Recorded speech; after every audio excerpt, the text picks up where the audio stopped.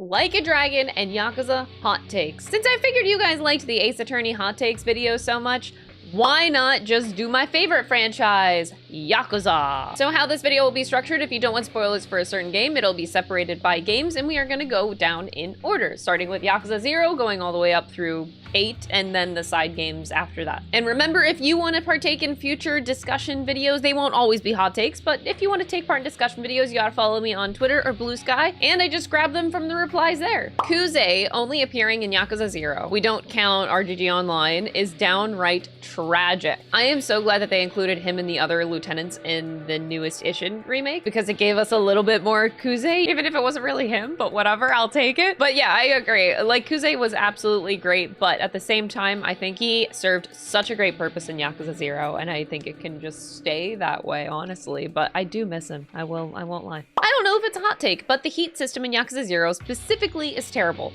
Attack speed being based on how much heat you have feels bad, and it makes you not want to spend it just to keep your attack speed up, especially when using rush style as Kiryu. I can't really speak much to the combat systems of any of the action-y games because I am notoriously bad at this fighting style. But I'm also gonna be honest that I feel like after me playing Yakuza 0 through Yakuza 6 all in succession, the game's combat really starts to meddle together. Probably just a skill issue that it's just me, but having played them back to back to back to back to back, I only felt differences in the combat from game to game when it was like notably worse or notably better. Since I started with Yakuza 0, I would actually have to go back and play it again to get a feel for how that heat system is. I would love to explore that myself though, now that I'm more familiar with the combat nowadays. Rain is the best song in the series. Nothing, in my opinion, has surpassed it. Rain! I don't actually remember what this track is. Hold up. Oh, let's skip in.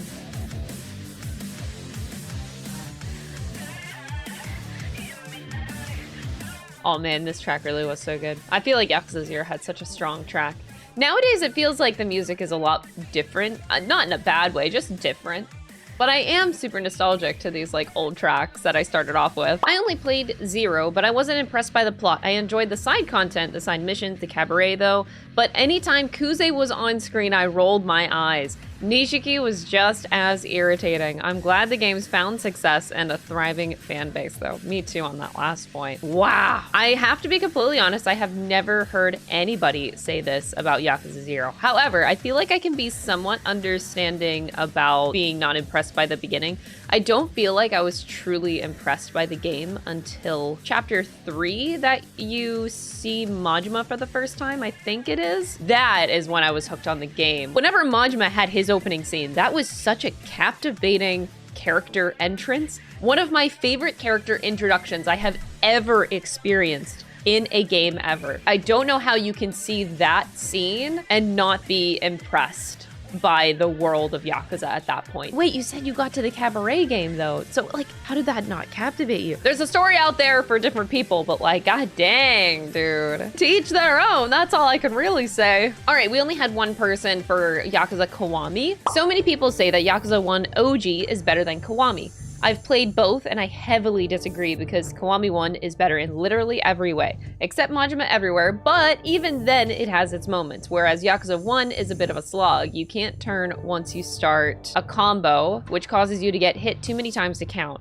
It's not a bad game by any metric, but people can like it. I liked it, but it's just annoying how people keep on saying everything about Yakuza 1 is better than Kiwami. Yakuza community, don't kill me, Yakuza 1 is still a 6 out of 10. I feel like I can't speak to this just because I've never played the original Yakuza 1 or Yakuza 2 for that matter. I played the Kiwami versions. But I have to say, I've also never heard anyone say this before. But this is very interesting if a lot of people do say this. I would assume that Kiwami is an improvement on most fronts. Sometimes they don't always get remakes or like reboots. Not every company is gonna do it great, but I feel like, you know, some aspects have gotta be there, right? And now moving on to Yakuza Kiwami 2. The Kiryu Sayama romance in 2 was better than the Majima Makoto romance in 0. Oh, wow. Okay, that's a spicy hot take.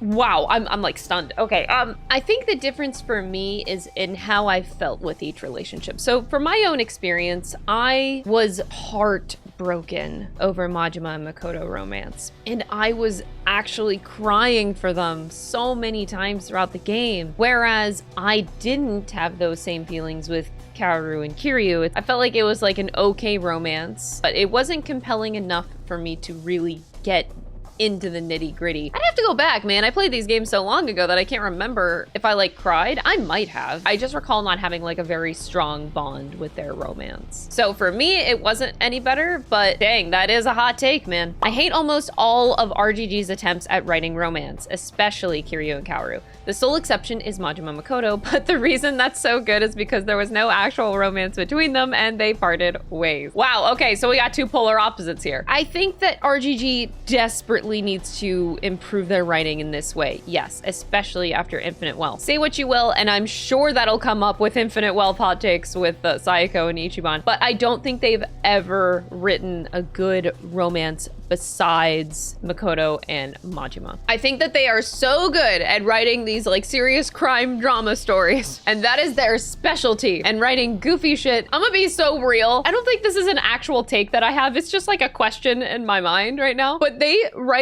so many like men-based stories that I don't think they have that much experience with writing women. They've done it like good a few times, but like I don't know if that's a true statement or not. Maybe it's not. Maybe it's not. I have to think about it a little bit more. Because in some ways, when I think about most female writing in Yakuza, I feel like most of the time it ends up being cut short or not done very well. I really liked Park. She's a person that comes across as like outstanding writing. Really love how they portrayed Park. And I could say that about a few others. So at the end of the day, I kind of agree with you. Sayama is the most useless character in the entire series, and her involvement brought Yakuza 2 down to the D tiers. Ooh, okay. I have to disagree. I think that she served her purpose for the plot. I think that she did enhance it. I can't imagine her being taken away and it being any better for it. And I also think it gives Kiryu a lot of perspective in working with her. But do I think it could have been done better? Yes, absolutely. But I wouldn't say that she brought down the game for me. All right, let's talk about Yakuza 3. The inevitable Kiwami 3 should have more minigames and side stories for all the children. Dad Simulator Yakuza 3 was great, but I need more of Kiryu being a dad and seeing him happy. 100% agree. I did enjoy my experience of playing Yakuza 3. However, I think that it was lackluster in a lot of ways. I think it is a very big jump to go from playing Yakuza Kiwami 2 to Yakuza 3, but I would absolutely love more of the orphanage, more of getting to know these kids, so that the future games end up being more heartbreaking. You know, I just love being in pain. However, I don't know how much I need to see Kiryu being a dad. After playing Yakuza 6 and the baby game, we need to tread carefully here. Kiryu and Rikia should have kissed like 500 times. Sure, maybe it would have been a better romance than Kaoru. Yakuza 3 is a good game. Dad Kiryu is the best, and the Blockuza meme was made by people that don't know how to play. Ooh, spicy attack there. Yes, I mean, I am one of those people that don't know how to play. I will not even pretend that I was ever good at action combat.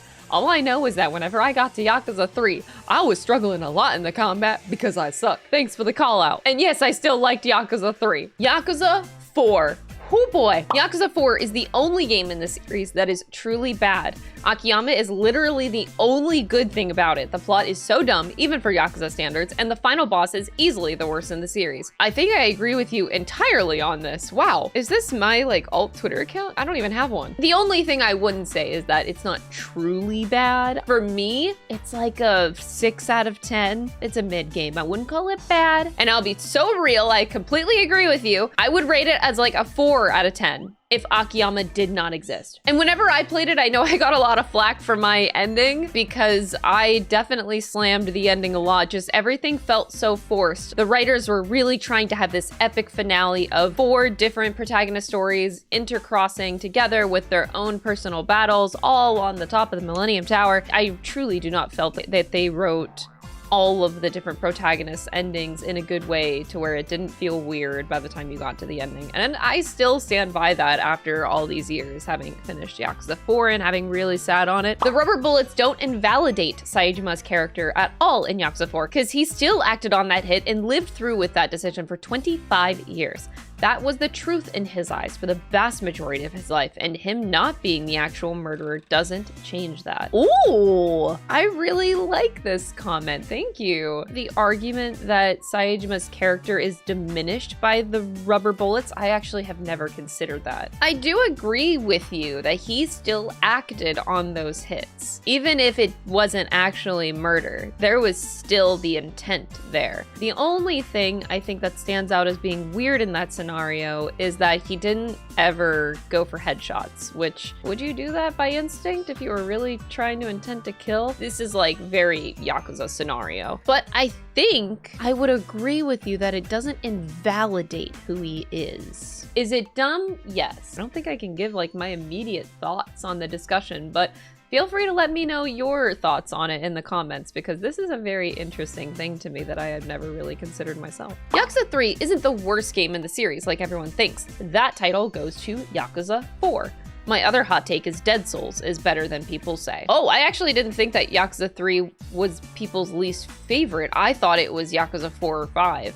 So that's very interesting for me to hear. It's funny because I don't even know for myself at this time what I would consider to be the worst Yakuza game. It's between Yakuza 4 and 5 for me, honestly. But moving on to the Dead Souls comment, I really need to play Dead Souls, man. Some people are like, nah, you could skip it, Crystal. No, I want to play Dead Souls. I've played all of these Yakuza games. I need to finish my collection minus the mobile online stuff, which I didn't know existed until recently. I want Tanimura to return either in Judgment or in future Like a Dragon games. His fighting style and theme is goated, obviously, and a better story written way. Ooh, interesting. Okay, here's my first instinct on how to reply to this. I'd have to think about it in more detail, but like off the top of my head, what are your guys' thoughts on this comment? If I said that Tanimura walked so that Takayuki Yagami could run, what would you say? Because in some ways, I feel like the blueprint of Tanimura was used in Yagami. I would like to think so, even if ever so slightly. Food for thought. But I will say, I don't really want Tanimura to come back myself. Woo, Yakuza 5. All right, here we go. Yakuza 5 is by far the worst game of the series, followed by Yakuza 4, mostly because of the shitty Kiryu part and the bullets plot twist. Oh man, okay. I guess with comments like these that make such like a very drastic accusation, I definitely need more context behind why you think something, besides just one singular moment. I just need to know why you think that Yakuza 5 is the worst game in the series. Not that I possibly don't disagree with you, I just, you know. Knowing a why really helps your argument. Yakuza 5 should have cut the locations and playable characters in half. As it is, it's way too bloated and unfocused. Have just Kiryu and Haruka be playable and have Saejima, Akiyama, and Shinada be non-playable characters and redo the story to have them fit that role. Yeah, this is very interesting. I do think that it is way too much that they are putting on themselves by having 4 protagonists that you're following in Yakuza 4 and 5. I think that kind of framework and setup is already just asking for trouble, and that's one of the main downfalls of these games, in my opinion. 2 protagonists is already hard to juggle. I don't think Infinite Wealth did it pretty good, and I think the only time that it was done really, really well was Yakuza 0. But the game being bloated, I think, is one of the biggest criticisms I've seen of it. Not that that's not very Yakuza coded, because yes, these games are like 10% plot and 90% side content that you can do. That's just Yakuza games in general. Yakuza 5 just had so many things that I think I ended my playthrough with like 15% completion or something like that. Now, I think that's entirely my fault because I played all of these games back to back to back with no breaks. So I got to a point where there was just so much side content that I think Yakuza 5, I just wanted to like almost streamline the main plot, which was a mistake that I would like to rectify in the future. That pretty much goes for Yakuza 3 through 5, but it's an interesting argument for sure to say that it's too bloated and unfocused. I think it is more bloated than your average Yakuza game. Yakuza 5 is the best game, and it's highly due to Shinada. It's funny because like I would despise Yakuza 4 if Akiyama wasn't in it, so with that line of thinking, if Shinada makes the whole game for you, then more power to you. I'm not saying I don't like Shinada. Like, I do love him, but did he carry the game? No. Yakuza 3 is the worst game to skip. And it is a shame that newcomers to the series are suddenly pushed to skip over it. If any game is skippable, it's 4. All it does is intro Akiyama and Saejima, so you miss a tiny bit of the impact of Yakuza 5, and its combat is fun, but plot's irrelevant. Ooh. That's also not something I ever considered. I do think that Yakuza 3 is an unskippable game. Like, if you are one of those people that's dedicated to playing the entire Yakuza franchise, I do think that it's pretty critical to Kiryu's character overall. Yes. Is Yakuza 4 skippable? Saejima's introduction, I do feel like is pretty important. I would hate to say that the plot is completely irrelevant, though. I don't know how much I agree with you on that. I just could never find myself skipping 4 because Akiyama's the best thing in the world, so that's just me. I see a lot of people regarding Yakuza 5 as one of the best Yakuza games, but the only enjoyable parts are the ending and Haruka's whole storyline. I did enjoy Haruka's storyline because of Akiyama. I have never heard of people saying that Yakuza 5 is one of the best Yakuza games, actually. And I did enjoy the ending of Yakuza 5, but yeah, there's a lot of it that just kind of fell flat to me. I do think that Yakuza 5 is an underrated gem because of the 5 different plots interconnecting. Yeah, but that's the thing. Just because 5 different plots are interconnecting does not inherently make it a good game. They have to do it well, and I don't think they did it well in Yakuza 4. I think that it was a little bit better in Yakuza 5, but even then, I think that they're trying to do too much, and I don't think it completely works out. One thing I will say though with Yakuza and RGG studios in general, I love that they constantly take risks in this franchise. They are such risk takers that it makes me so confident in the future of this game studio. As much as I dislike the idea of using 4 protagonists and having this like interwoven storyline throughout the games, it's like at the end of the day, they are trying stuff and they are always trying stuff. And I really admire RGG studios for that, if I'm honest. The Princess League was the peak of the series, and it's a travesty that it hasn't returned. An RGG game where it was nothing but Princess League would be a shoo-in for Game of the Year. No. Princess League was great, don't get me wrong, but there is nothing better than the Cabaret minigame. And I think that they're really sleeping on having a Cabaret minigame mobile game. I never played mobile games, ever. But if there was a Cabaret one, you bet your ass I'd play that. I think that's just sitting on a tank of money right there. Shinada was a pointless character in Yakuza 5. His fighting style was the worst out of all the characters. His story didn't really mesh with the overarching story, and it just felt like they threw him in there to have 5 playable characters because 4 started doing it. I think Shinada did have something to add to the story. I do think that he would have been better off as an NPC, just a character that you come across and then you grow to love over the story would have been fine. I don't remember his fighting style besides baseball shit, honestly. And his story did feel like it was shoehorned in a bit to try to make sense, but oof. I do like Shinada as a character, but he did feel extremely weird. Yakuza 6 was not a good game, and I'm glad the series continued because that was not the send-off that Kiryu and Haruka deserved. Referring to the overall plot, not the actual ending, which was fine. Yeah, I was gonna say, yeah, the ending of Yakuza 6 I thought was fantastic. Every time I think about Haruka, I'm like a little bit disappointed at not the direction her life took. It's just the way that they wrote Haruka over time. Now, I think that's my very hot take that not a lot of people will agree with. And I don't think that it's also like a very good game. Like, I think it's like a 6.5 out of 10. It would be a 6 out of 10, but the 6.5 comes from the Dragon Dumpy, because that was the greatest thing to come out of Yakuza 6. Kiryu should have died in 6. I love the guy, but it was supposed to be his final game, and it would show that no matter how strong you are, it shows that death is a natural force that you cannot defeat. Oh boy, this topic is gonna come up later.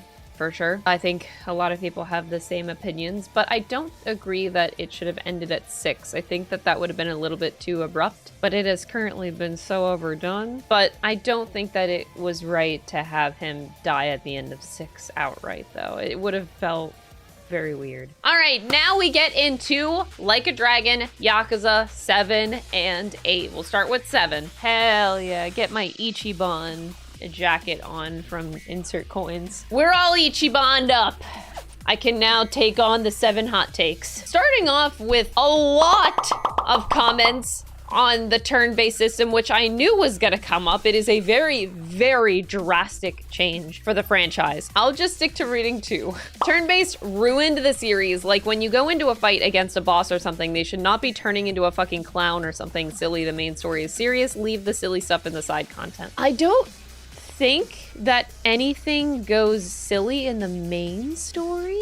I'm probably wrong, but I can't think of many instances where this happens actually in the main story. Like, it's kept pretty serious. I don't think I've ever felt that because of turn-based combat and seeing through Ichiban's Dragon Quest gamer eyeballs, I don't think that that has taken away from the seriousness of Yakuza. It still feels very, very serious, as the whole franchise has always been to me. Yakuza is best with fighting combat. Turn-based doesn't fit the series. It's a series that involves fighting, so fighting combat is what's needed. I don't think I understand this one, because turn-based combat is still fighting combat. Like, it's not action, but you're fighting still. I don't know if this argument quite holds up. But overall, what I will say with all of the comments and the discourse with the turn-based RPG, it all has to do with pretty much how you grew up, is how I see it. When I look at the people who are in favor of the turn-based combat, it's because they grew up with JRPGs. We are so used to turn-based. This is why I'm okay with it. I grew up with this genre. This has never really been my thing. I have never felt like it didn't fit with Yakuza, the switch to turn-based RPG. To me, it still fits, especially because of Ichiban. I think it makes a lot of sense with the Dragon Quest thing too. Now, the people that wanted to say action-based combat, you are probably of that opinion because that is what the genre that you grew up with, or you're a longtime Yakuza fan. Historically, people don't really deal with change all that well, so when you're playing a franchise that you love that's been action-based for so long, you are probably one of those people that are in this camp of wanting it to stay action-based because of that. And it's completely understandable. So I get both sides of the camp here. It is a very, very drastic change in the franchise. And this goes back to what I said earlier with me being happy that RGG is taking risks, because Yakuza has blown up, starting with Yakuza 0, but with the release of Yakuza Like a Dragon, despite what people say about the combat being terrible, it has sold so well and has blown up the Yakuza franchise so much. Now moving on to other parts of Yakuza 7. Ichiban's intro to the franchise is the best thing RGG's ever done, and I completely agree. It is very intimidating for anybody who is getting into Yakuza to look at this franchise and be like, oh, I gotta play like 7 games to get caught up with what's going on, really? Like, they really needed a change in Protagonist. It was an insane risk, but it paid off immensely. Game would benefit greatly from having varied body types for their playable cast. It makes no sense that Saejima, Adachi, and Nanba aren't fat old men. I don't think that makes sense for Yakuza, which is based in Japan. Like, Japanese people don't have an obesity problem like in America or Western culture. So with a game that has characters based in Japan, I don't think this makes sense at all. Now, I think it actually does make sense that a lot of characters are ripped because they are based in fighting. Like, if you're a fighter, you're gonna be more jacked than your average person. This is Yakuza. It does actually make perfect sense that they are mostly jacked, ripped men. They aren't, like, this doesn't make sense to Japan's culture, bro. I will say, though, that Adachi is a breath of fresh air in terms of body type. Adachi isn't even that big, but for Japan standards, maybe for them, but he's just really built different, and I actually love it. Tanimura combat is trash. Also, like a dragon, Jungi is a giant waste. When replying to these hot take discussions, it does help to give context to what you're saying, because otherwise it's hard to make a discussion. And that goes for anybody with replying to these kind of discussion videos. Just try to elaborate as much as you can for a better nuanced discussion, because I would love to discuss why you think Jungi is a giant waste. That's an interesting point of contention, but I just need more. Ichiban is a better protagonist than Kiryu. Even if I love Kiryu, Ichiban is way more emotionally interesting. Maybe because I'm a Gen Z, but all the themes and subjects around him feels more accurate and relatable to me. I don't think it has anything to do with you being Gen Z, but I do think that he's going to be more relatable because we are gamers playing a video game of Like a Dragon, and Ichiban is a gamer, and we see the world through his eyes. So inherently, Like a Dragon 7 is going to be more relatable to the player because we are gamers. But oof, saying that Ichiban is a better protagonist than Kiryu because Ichiban is way more emotionally interesting. For me, I don't see a big difference. How I envision it is that Ichiban is just more outwardly expressive of his emotions, whereas Kiryu is the opposite. He keeps everything inside doesn't express much of anything on the outside. That's just Kiryu's like nurture, how he grew up. In a lot of ways, I actually do find Kiryu very emotionally interesting, and I think they finally started to explore that in 8 a lot more than they ever did before. At the end of the day, I think that Ichiban and Kiryu offer very different things as protagonists. I wouldn't say that one is better than the other. I think it's just personal preference. I don't even know which one I like more. I find them both emotionally interesting in very different ways. My hot take is that although 7 was fun and iconic, I didn't really enjoy the story. It felt like a prequel to a really amazing game rather than its own great game.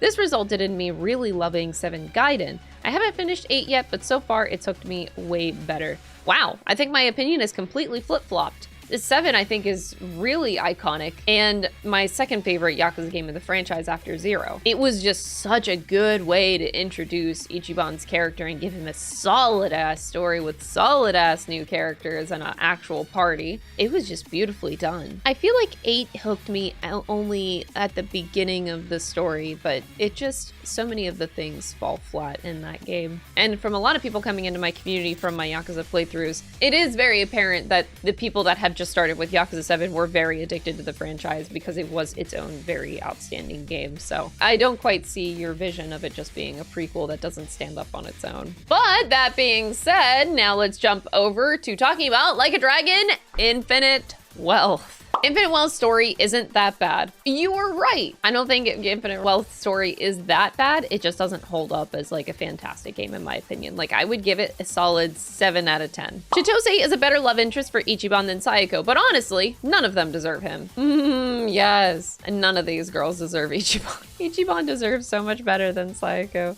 I am so sorry. There's some things that I really do actually like about Sayako, but man, oh man, they really butchered that character in 8, in my opinion. I don't know if Chitose is like a better love interest. I don't even know if we need to necessarily have a love interest at all in this Yakuza world. Honestly, sometimes it's nice to play a game that there's actually no romance. Maybe that's why I like Yakuza so much. Tondoko Island's introduction, forcing you to do the minigame for an hour with no fast forward, was awful and turned me away from the minigame. 2, I love the Ichi gang, but some should be retired or sent to the side quest dimension, or keep the main 4 but rotate the rest. The cast has definitely gotten very weirdly big in just the span of 2 games. I really hope they trim it down for the future of the franchise, because 8 felt so weird with how many characters we had. Sometimes it didn't even feel like it made sense to why characters were where they were. But your complaint with Tondoko Island, I did think it was weird that we had to play it for an hour, but I also don't see how they could have done it any differently, if I'm honest, because there's just so much to the Tondoko Island minigame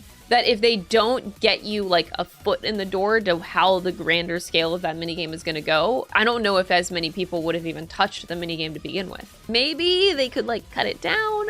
I'm honestly not so sure. Ichiban had the perfect torch pass in Yakuza 7, and Infinite Wealth actually undermined the torch pass. Yakuza 3 is a good game, just use throws. I don't know, I never use throws. Yakuza 4 has the best OST. I never actually considered that. Maybe it does. I don't know. Tanimura is OP. I'm bad at combat, so I don't know. But okay, does Infinite Wealth undermine the torch pass from Kiryu to Ichiban? Man, this is actually so hard. It's almost been an entire year that Infinite Wealth has been launched, and yet I still feel so weird about it. Man, I look at toward the end of the game and I think about the fantastic moments that Kiryu had with going through the memories and his whole side mission stuff with Date. And it was just so beautiful that it left me in a really weird place. And I just felt like I needed that closure with Kiryu. And that is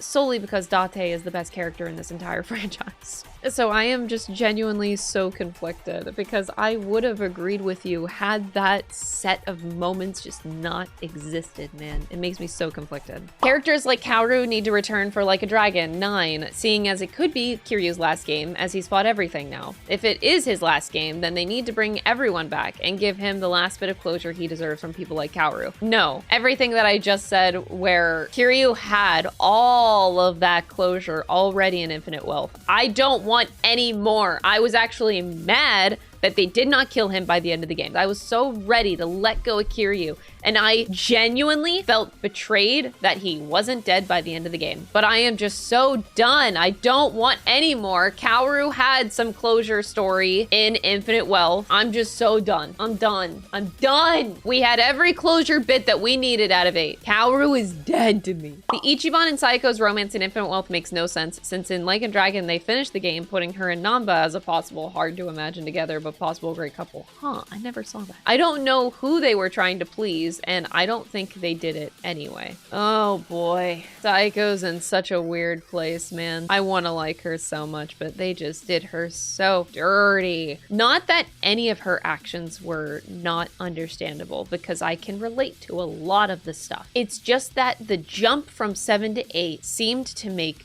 no sense whatsoever. It seemed like such a jump in logic that I'm just sitting there like with whiplash, and I'm like, what the fuck? I did not get the sense of her and Namba being together by the end of 7. I didn't get that at all. I just don't think we need romance.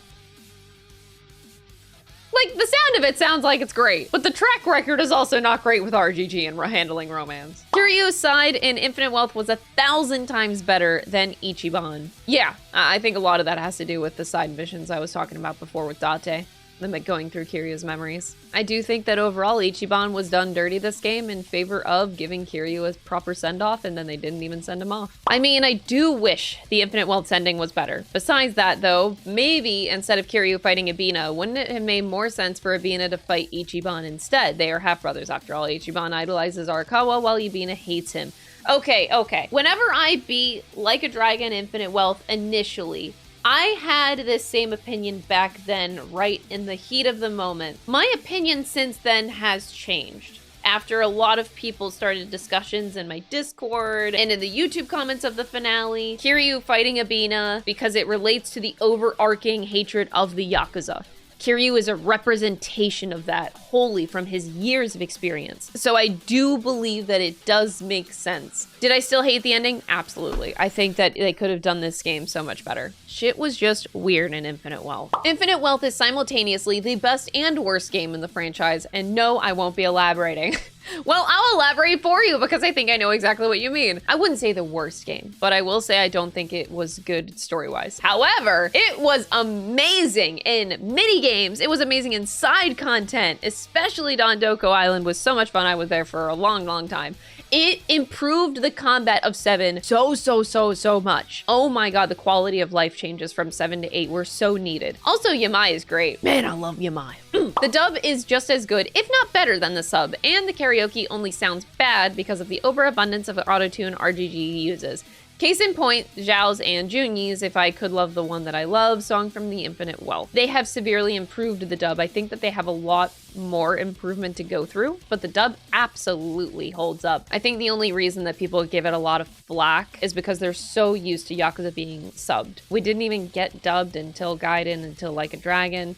So I understand that it's like such a weird switch for like a long-time Yakuza fan that has lived in the sub for so long. And from what I see online, that is the only reason that people really shit on the dub is because they're so attached to the sub, which I get it, but also you don't need to be a dick about shitting on the dub because it's actually done pretty well. I know that Kiryu with Yang Ye had a lot of contention, a lot of people shitting on it. I don't think that Yang Ye did a bad job personally with Kiryu. I think that he did the best that he could with his range, but I think that they probably could have found someone better, more suited to Kiryu's role. There is a difference between just like bad voice acting and it just not being cast correctly. And Kiryu's not even the only case. There's some others that I feel just weren't casted very well. I think Hanawa's another one that I really didn't like in Gaiden or Infinite Wealth. There's a handful of people that I feel like, ooh, this just wasn't the right casting call. Now, I still consider Yakuza to be new to the dubbing world, so they still have some improvements to go through, and I do think that they'll get there and they'll keep improving on it, but I absolutely disagree with people that say it's actually bad, because there ain't no way you've heard actually bad dubbing. The whole Infinite Wealth AEG betrayal was a spectacularly embarrassing plot point.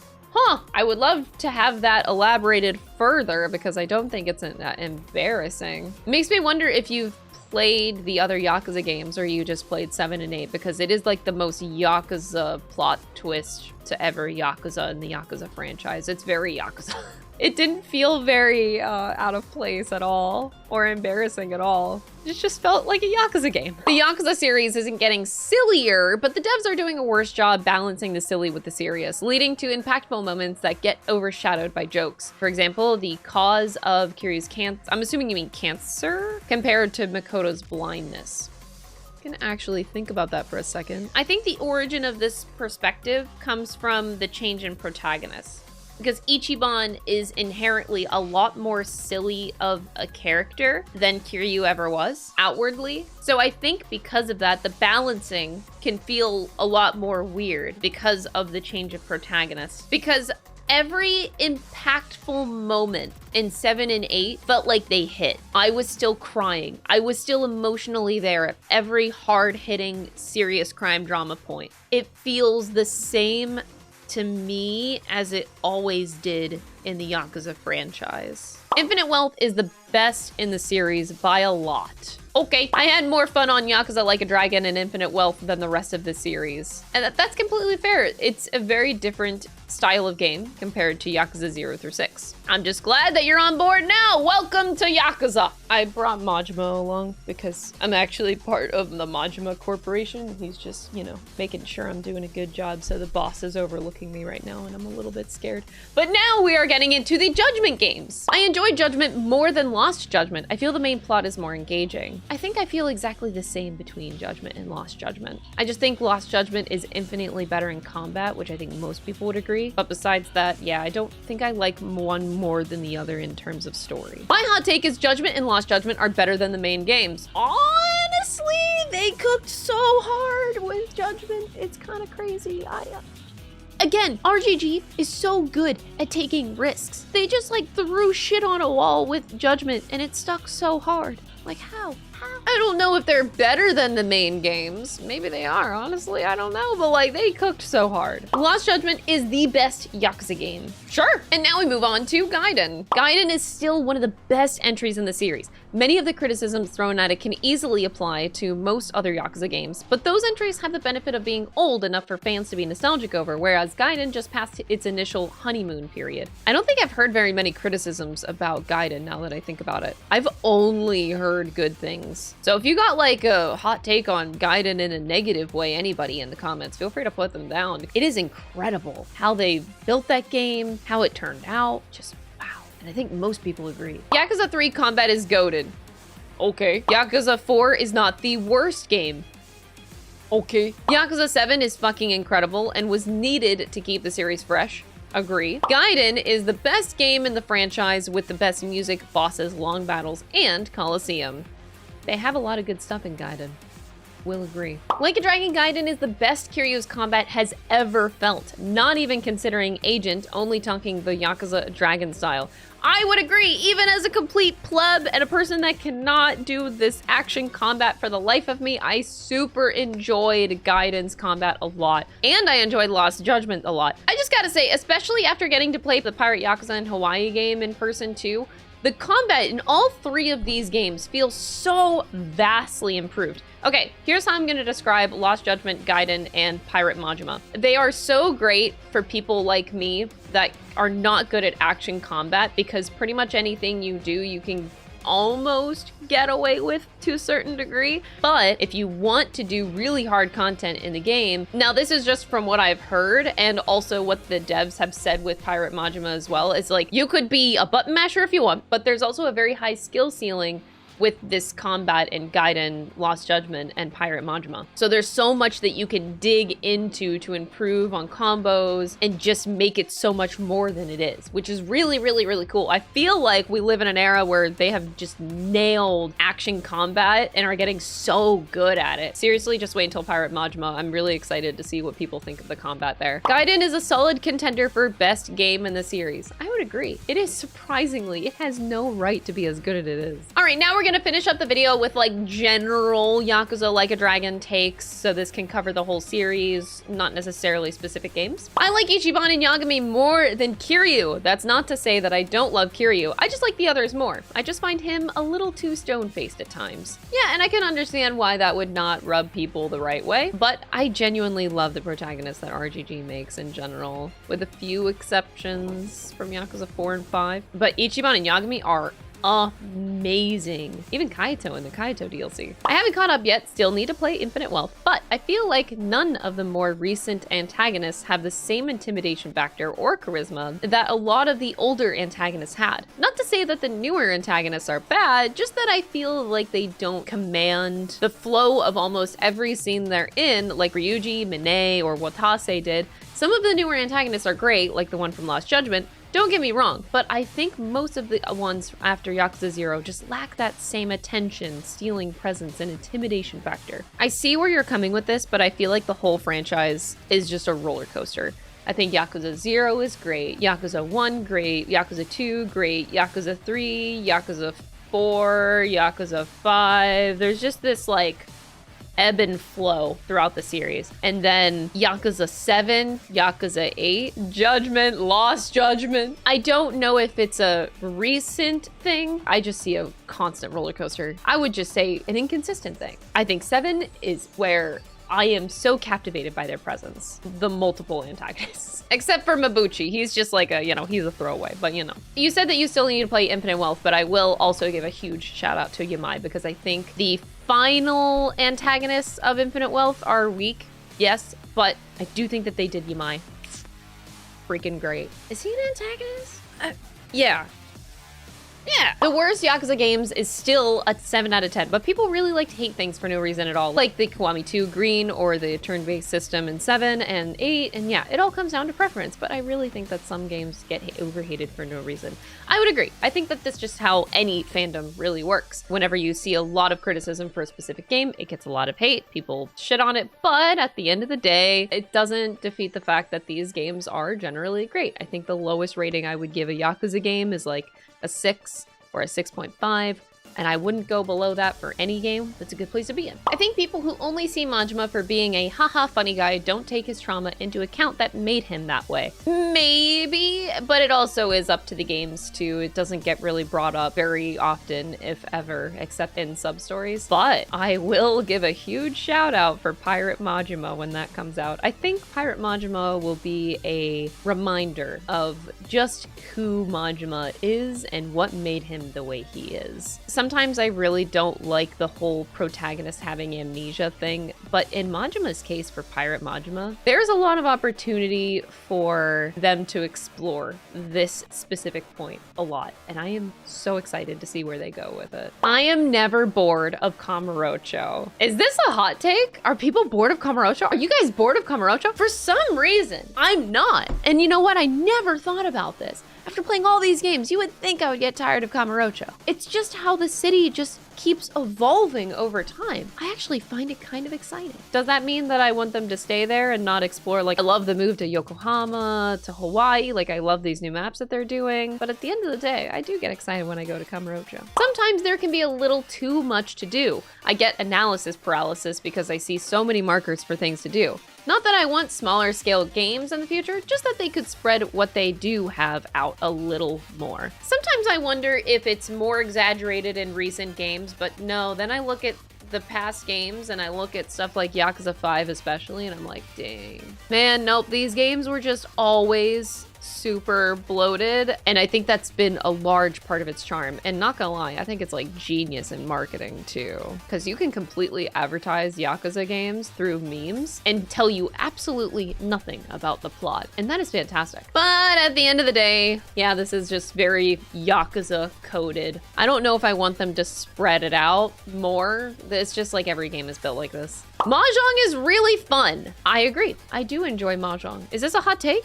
Do people not like Mahjong? Or do you just not know how to play? I feel like they outputted more stinkers than I was expecting recently regarding songs, but that's due to personal taste.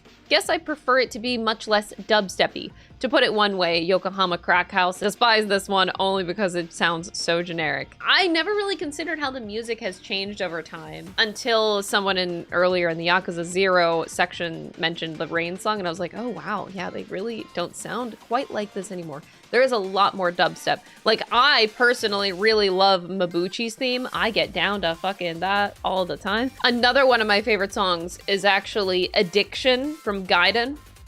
Isn't that also more dubstep-y? Maybe this is just my preferred taste. Dubstep just brings me back to high school. I used to listen to a lot of Skrillex. Just hits me in the nostalgia gut, I guess. Just you know, I kind of like it. Some of the more recent games have too much optional content. I like to do mini games and side quests as they come up, and that often means that I put off the main story for dozens of hours. I forget basically everything that happened while also getting overleveled. I don't think that I've hit a point where doing too much side content made me overleveled for the main content. My prime example I think of is the big wall in Yakuza 7. I don't think it's ever made me terribly overleveled for the main plot. Like, it always has felt just right, and I was one of those people that kept up with the side content as I was going through the game. But this kind of argument reminds me of the criticism of Final Fantasy VII Rebirth, actually. A lot of people were complaining that there were way too many games, way too many side games. A part of me just doesn't understand the criticism because of the key word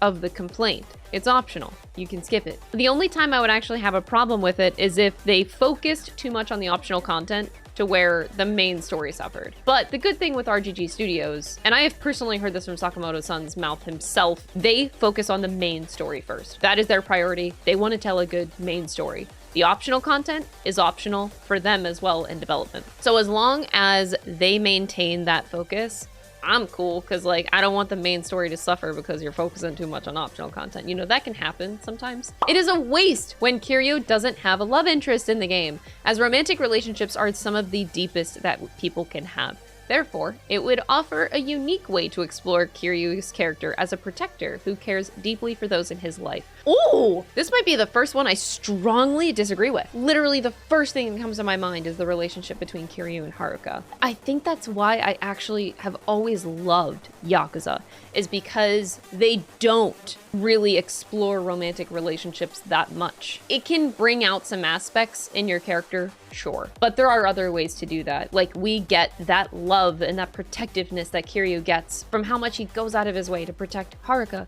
to protect all the kids at the orphanage. That sort of love, I think, is so special and really brought out the best in Kiryu. We really got to see that dad side of him. You do not need to write a romantic relationship to get different aspects of a character out. Sure, it can add maybe a little bit of flavor, but I think having every story focus on a romantic relationship all the time, I just don't need it with every game that I play. In fact, I tend to hate games that force a romantic relationship between characters that don't feel like they fit because the devs wanted to write a romantic relationship. And I can name several games that do that. Even until recently, we never really knew the amount to which Kiryu really, really loved Yumi. And that came out in Gaiden, and that came out in Infinite Wealth. They were never in a truly romantic relationship, but he never stopped caring. It's just insanely beautiful. And he does that same act for the kids and his friends. I think Yakuza becoming more goofy over time has been for the best.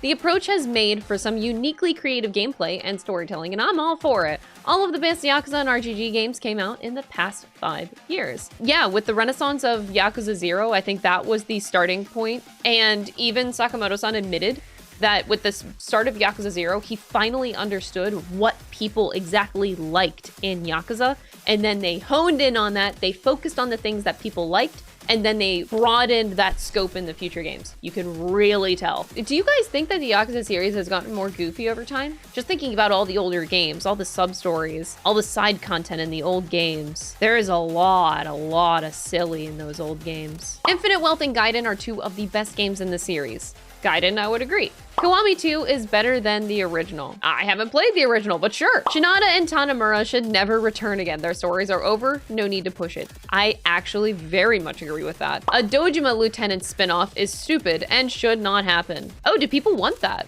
I actually have never heard that before. I do agree with you, Mr. Judgment Kazi. And I don't think Infinite Wealth is bad either to get to that point. I just think it's like a 7.5 out of 10. But I'm glad somebody actually said that Shinada and Tanimura should never return again. A lot of people want to see them come back, and I'm just like, no. I do think they should be left behind in the dust. I'm sorry, Shinada and Tanimura fans. I think if anything, it would just feel really weird if they ever came back. I like how they were mentioned in Infinite Wealth through Kiryu's memories and reliving all that. That was cool. That's all the closure that I felt like I needed personally. RGG is deathly afraid of any serious continuity between games. Fans have to bend over backwards to imagine half of it. I think that Yakuza has more continuity between their games than almost any other continuous franchise I've ever seen, actually. It sounds like you're comparing it to something that you know, and I just need way more context of what's in your brain. I'm not seeing it. Majima's backstory is better than Kiryu's. Woo! Kiryu's backstory is pretty much him at Sunflower, Nishiki, and Mr. Beautiful Eyes. Majima's is a lot more compelling. Yeah, you know what?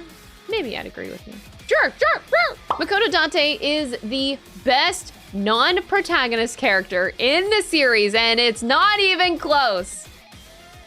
Truer words have never been spoken. I think this is a cold take. Everybody fucking loves Date. Date is the best. And if you don't think so, especially after playing Infinite Wealth, you're just wrong. Like, what the fuck? Get out of here. I like all the games in the series and think they're all very good. Aw, that's actually very cute, and I love this energy. Thanks. We need a spin-off game with Ichiban Kazuga and Takayuki Yagami. That would be really cool. It makes me wonder how Tak and Ichiban would interact. I don't know if we need a spin-off game of that, though. I don't know if I'd agree with a spin-off, but an interaction might be cool. They should bring Akiyama back, even if that means changing his voice actor. Also, Koi Koi is the best minigame. I need to learn how to play Koi Koi. I'm sorry. Like, I'm a pleb. I don't know how to play. I'll learn one day. I'm gonna be so real. If I could add and insert a hot take of my own right now, I am tired of the community always giving the same arguments with the whole Akiyama costs too much, he's a big actor. Like, yes, you're not wrong, but that information is also years old. I don't know, I find it frustrating because, like, also RGG is a lot bigger of a studio now with a lot more money than they ever did before. I don't think these arguments still hold water. I truly actually don't. And same with Tak's actor. I know that, like, the Judgment argument with there's never going to be a Judgment 3 just because of the whole Yagami's voice actor in Japan being a problematic thing, but I think this is all old information. For all we know, that could have been resolved within 1 year. They could have been working on it. It could still be worked on. Like, I am not of the mind that these are continuous problems. For how many years I've been hearing these same arguments. Let me know if there's any updated information, but especially when it comes to Akiyama, you could have made that argument for 7, but that was before they really blew up. So I can understand with, like, Nick's character, like Akiyama replacement. That was before 7. That was back in 2020. I don't think that holds up today. Akiyama will come back. Please, I'm begging. The next time I see Sakamoto-san in person, I'm just gonna straight up ask him. Just like, hey, have you ever considered Akiyama? They need to do more quick time events. Those are epic as fuck during those in-game cutscenes, like in Yakuza 0. Oh man. Was it in Yakuza 7 I complained about that? Because I remember playing, I don't know if it was 7 or 8 or both. The majority of the game, you play Yakuza 7 and there's like no quick time events. And the one time they give it to you, it's at a vital point during the final boss fight. And you're just sitting there like, I wasn't prepared for this. Like, you didn't give me quick time events throughout the whole game, and you think you could just drop one at the very end when my controller is put down? Like, bro, that's not cool. Like, whenever you just have like 1 or 2 quick time events in your entire game, I'm like, fuck no, just take it out. Come on, bro. Like, you didn't do it the entire game. Why are you doing it now?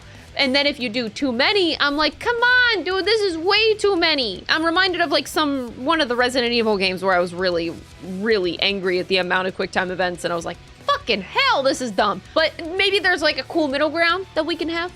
But like the last 2 games have been super awkward in 7 and 8, and I was just like, Do you guys like quick time events? Am I the weird kid right now that's just like, I just like putting down my controller and just watching? Like, am I the weird? I'm probably the weird kid. I have two, but they aren't really negative, just arguable. I feel like Haruka should play an important role in the next Like a Dragon game, dual protagonist or party member. The next game will be past its 20th anniversary, and Haruka is just as important to the start of the series as Kiryu ever was. Oh man, I would love to see Haruka again. But me thinking about that right now, does that take away from everything that Kiryu fought for? Because if she becomes involved again, like Kiryu got so involved to make Haruka and the kids not involved. He worked so hard for that. I think for me, I would want her to stay away. 2. I love the side quests and all, but after like 8+ games worth, I feel kinda done with them. Like playing Infinite Wealth, I didn't end up doing too many of them, and they get more annoying the more invasive they are, walking down a street and getting thrown into a random cutscene. I understand, but what I'll say is I think it's not as invasive, because whenever you are walking down a street and you get a random cutscene that starts a sub-story, it is almost always like a minute or two. It's just like an introduction. Hey, you could start the sub-story and then you can choose to go or not. I never found that it was like super invasive because it's not like you're being dragged into like a 5 to 10 minute scene. I can't think of a time where it does that, but even if there was an instance of it, it is the minority. I would say maybe take more breaks between the games. I always dislike this type of cutscene. They could at least hide this annoying skip button. Yeah, I know. You control the buttons you press. I know. I'm just reading too fast and I'm not patient enough to wait until they finish their scenes. Okay, so let's see this. Oh, okay. You mean these kinds of cutscenes. Honestly, I'm okay with these kinds of cutscenes with the skip button and things because it's not vital to the plot. Yes, you go through this in the main story, but it is one of those things that Yakuza does where an introduction to side content. It's not like they do this all the time. It is only for these specific circumstances where you are introducing a new mechanic in the game. All right, in our final tweet, my hot take that nobody else notices is that Masaru Sarah still lives and nobody talks about it!